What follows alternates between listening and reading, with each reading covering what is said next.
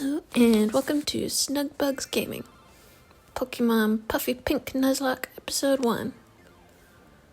Hopefully nothing goes horribly wrong.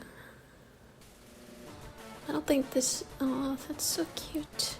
I don't think this should be too difficult. I don't want to call it just a sprite swap of Fire Red with Kirby characters, Kirby enemies, because I think it's a little bit more than that. I think the Pokemon have actually been altered and stuff, but we'll see what happens. This one was just super cute, so I really wanted to play it. Oh. Waddle Dee. I thought this seemed like a fun place to start. Let's see. Name will be Bug. Yeah. There we go. So your name is Bug. What should we call him? Snug. We'll call you Snug.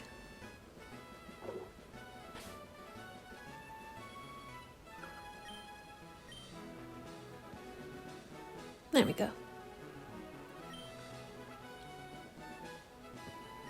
But I kind of wanted to do something Pokemon related, but I didn't want to just do something that was exactly like what I'd done a million times before. It's still Kanto, so that part's gonna be the same, presumably, but...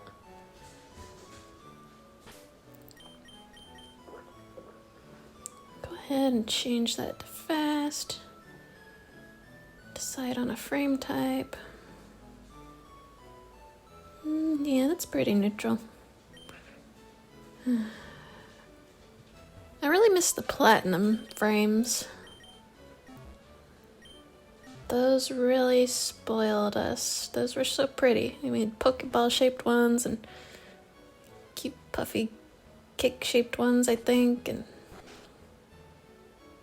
they were just really cute and nice. I liked it when they felt like they were all individually designed instead of just mostly being little palette swaps or just little changes like adding stripes. I don't even think frames have been an option for a long time now.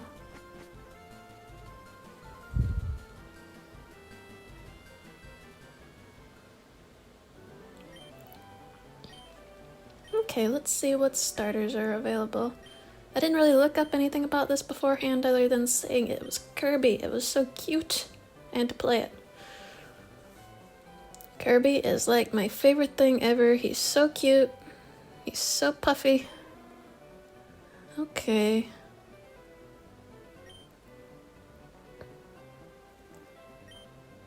Not sure who that would turn into. Going to assume this guy is going to end up as the big shark with the floaty. I don't really know. Oh. He's so cute. Okay, this is gonna end up somewhere in the wispy line. I kind of prefer the shark, but oh, he's just so cute.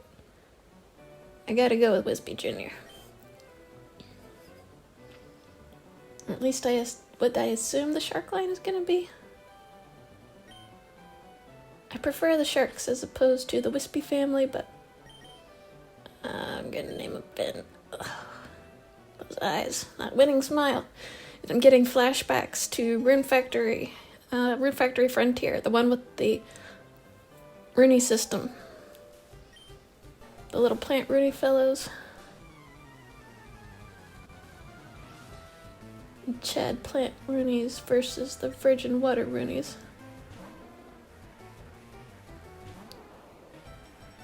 Okay, let me think.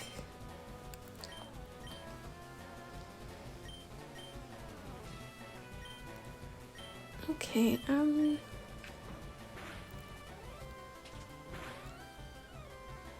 he might end up as that sun, or maybe the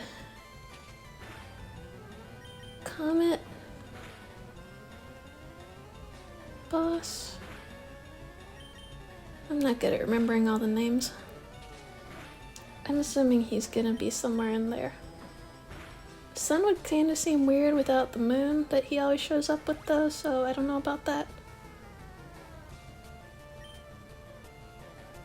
69 experience. Is that gonna be enough to level up? Yeah.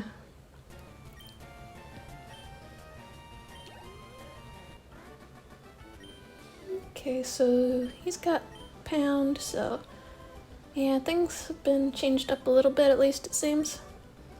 Seems like each of these new Pokemon is going to be their own unique thing, maybe, instead of just a palette swap, so that's pretty cool.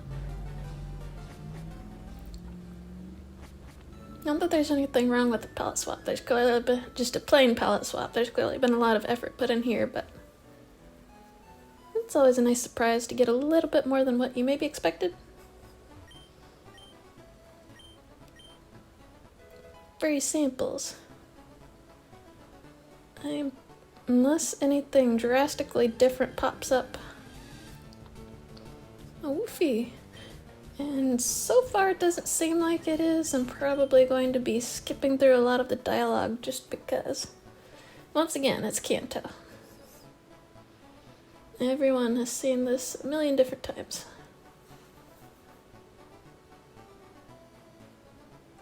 Unless I finally get around to writing that Nuzlocke comic that I've always wanted to do. But just somehow never got around to.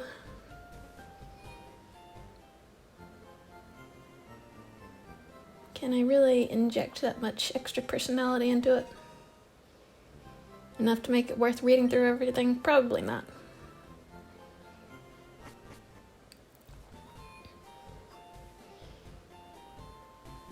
Whee! I hate that you don't get the running shoes until Pewter City after the gym in this one, just because walking's so slow. At least it's faster than it was in Gen 4. Yeah. Everything about Gen 4 was so slow.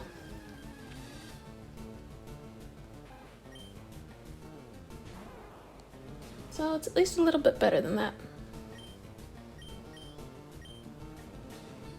But running shoes had already been implemented in Ruby, Sapphire, Emerald. Was Emerald out yet? I don't know if Emerald was out yet. So it's not like their probable inclusion was really going to be a surprise in this one. If these had come out first, I think that would have been a little bit different. That would have been a nice surprise. Hey, you can run now. But otherwise,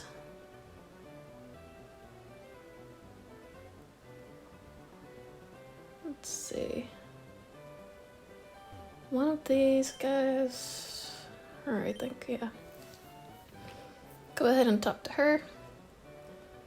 I like the little fame checker option we got in this one.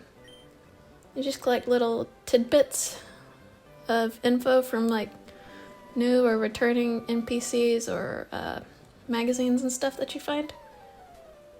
That was just fun to fill out, fun to get little lore expansions, I guess, about the different characters that we hadn't seen before. Or that we had seen before, but just change those things up a little bit, adds a little bit to it, you know? I like filling it out. Even if I've already done it a million times before, it's fun to do. Fun to try and hunt down everything. I like it when they include side things to do outside of just regular Pokemon battling. Or like in Emerald, when they introduced like a million new ways to do it that shook things up. I kind of feel like that's what games have been missing for a while. Like the newer Pokemon games, like I like to use Ruby and Sapphire as an example again. That is like my favorite region ever, the Hoenn region. Mudkip is My favorite starter ever? I think Totodile. I think Totodile is a little bit better design-wise. I think Totodile is honestly top-tier Pokemon starter design. I think it's wonderful, but Mudkip will always have my heart. But anyway, when you would go inside buildings, which you can't even do anymore, when you would go inside buildings, or maybe you'd find someone on the street, sometimes when you talk to them, they would talk about things other than just Pokemon. They would talk about the environment, or how they just moved there. They would do more than just talk about Pokemon. I mean, Pokemon are really great, obviously, but when that is all anyone in the world you're in is talking about, that just makes things seem a little bit bland.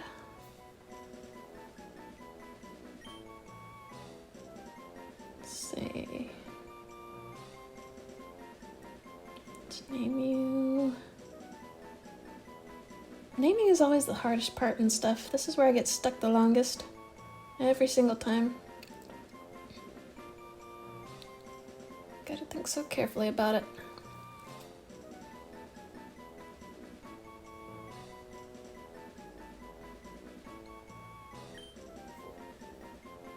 Call you Bob.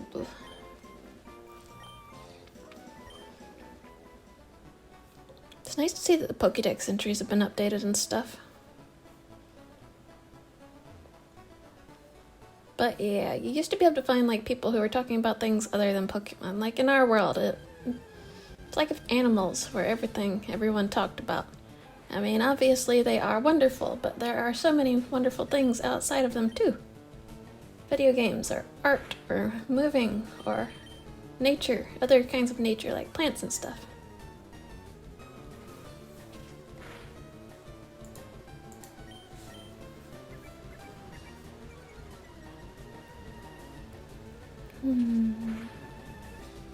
Then I missed like a bunch of the side things from that game too that either got removed or dumbed down or whatever else happened to them later. I thought the contests were a lot of fun. I spent so much time in the contests in the original games. I have a shameful amount of hours from the original Ruby version. I do not even know what I was doing in the game for that long. As a child, there is not that much to do in the game. Aww. These friendly Pokemon love to share their apples. It's so cute.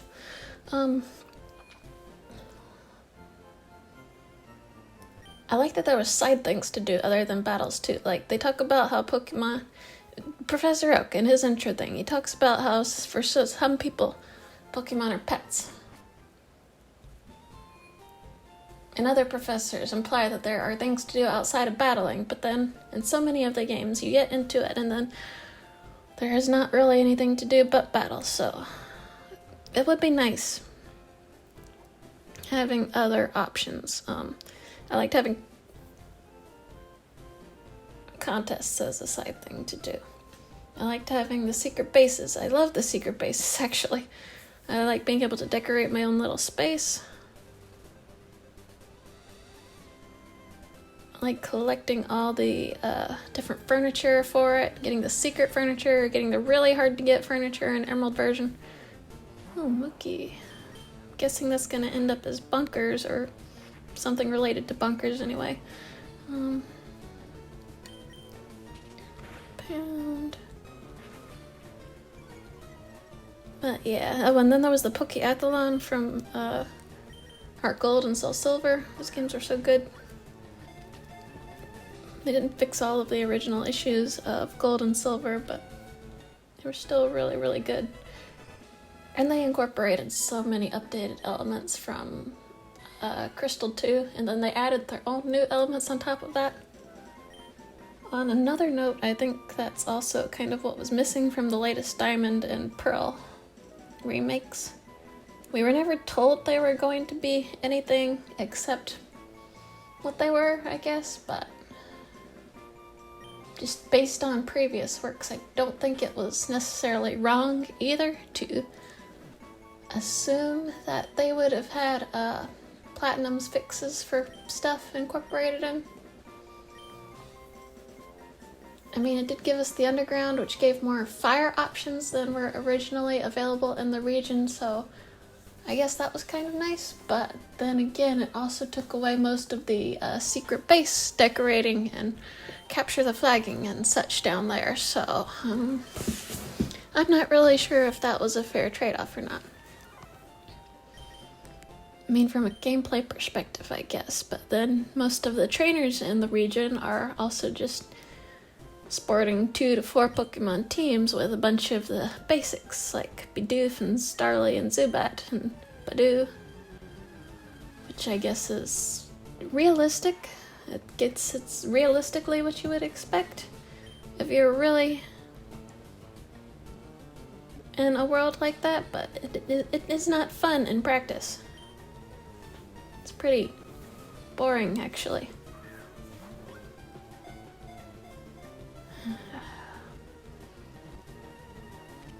But that's okay. There are always the originals, or ROM hacks, or what have you to return to.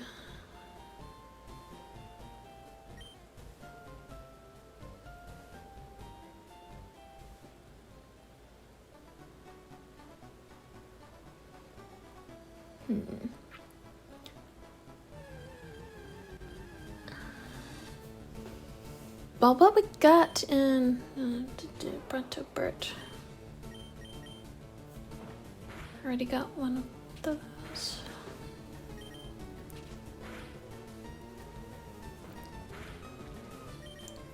Well, I think what we got in the Let's Go games was more polished from a modern perspective. And really fun, and it's got a lot of fun details in it. I think I just prefer Fire Red and Leaf Green a little bit more. A lot of it does have to do with the Sevi Islands, I guess. There's just a lot of little Easter eggs and references and things in there that I just found really fun.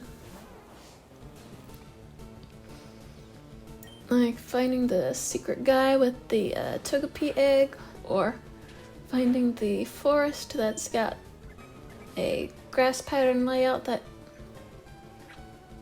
I forget what it matches up with. It either matches up with the trees of Viridian Forest, or it matches up with the little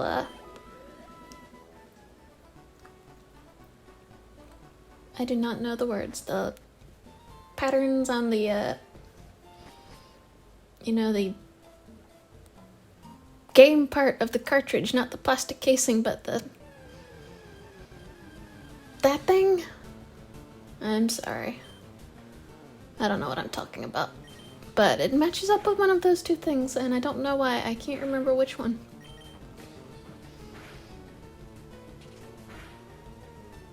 I have no idea what this is going to turn into. Pupa.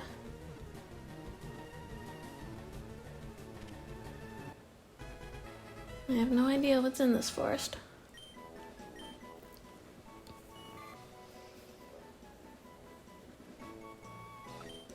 I mean, bugs and things, presumably, but is there like any Pikachu analog or something? I don't know.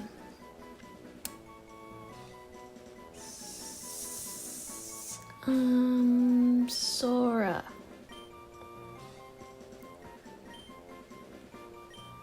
I don't know what it'll turn into, but that should be a good name for it, either way.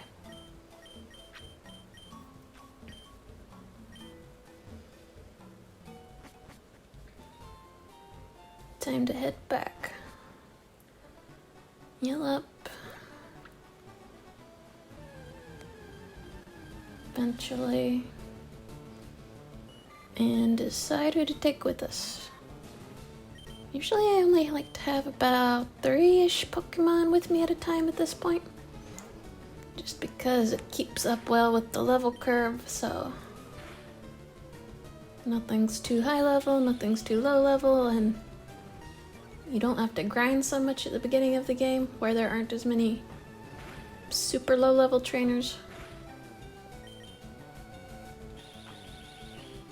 Yeah, the first hour is probably the least exciting when you're doing this just because of the grinding. Might take a little bit extra because it's in Nuzlocke.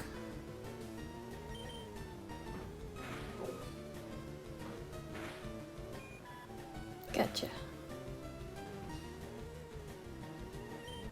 But after that it picks up. And I don't think really grinding is necessary for Kanto. Outside of maybe the Elite Four, depending on what kind of levels you're taking in there to begin with. And whether or not you're just brute forcing your way through with revives and stuff, or if you cannot let anything faint.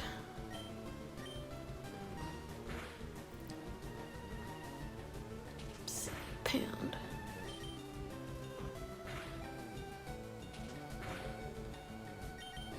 Whee! That's cutting it a little close there.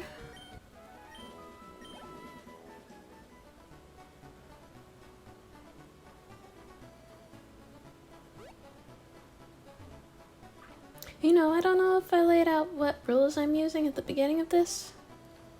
I guess I'll go ahead and do that, and also put it in the description once this actually goes up as a video. Standard Nuzlocke rules: don't let anything faint or it's dead. Nickname your stuff. And then the dupes clause, so I don't end up with a bunch of duplicate Pokemon. I'm not gonna catch duplicates. And I'll catch shinies if I see them because shiny, but I'm not actually gonna use them, I don't think. Still catch them though. Shinies are always wonderful.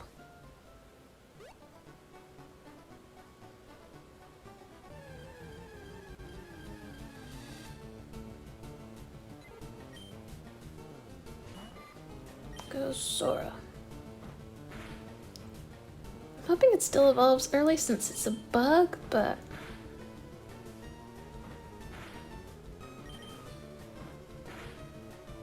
I just can't think of hanging Kirby enemies. Like ones that hang down with thread and whatnot. I'm assuming it's gonna keep a similar theming. If and when it evolves. Let's see what happens though. A Woofy. A little sad I didn't catch one of those. I'm assuming it was gonna turn into the... probably turn into the blue thing we saw in the opening. I like that guy.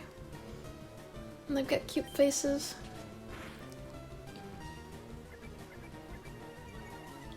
Tail whip. There we go. So he still ended up getting Leech Seed, but he's got Pound instead of Tackle. Wonder if he'll end up getting Absorb or Vine Whip next, or maybe something else entirely. I don't know.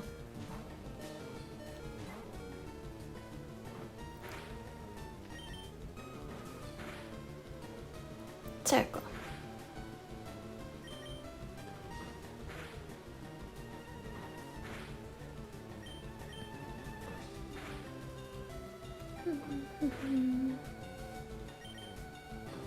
One more should be okay. These guys are a little bit more defensive than they look.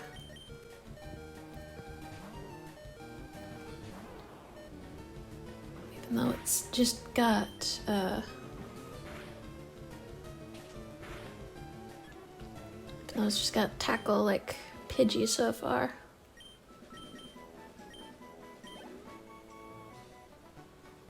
Okay.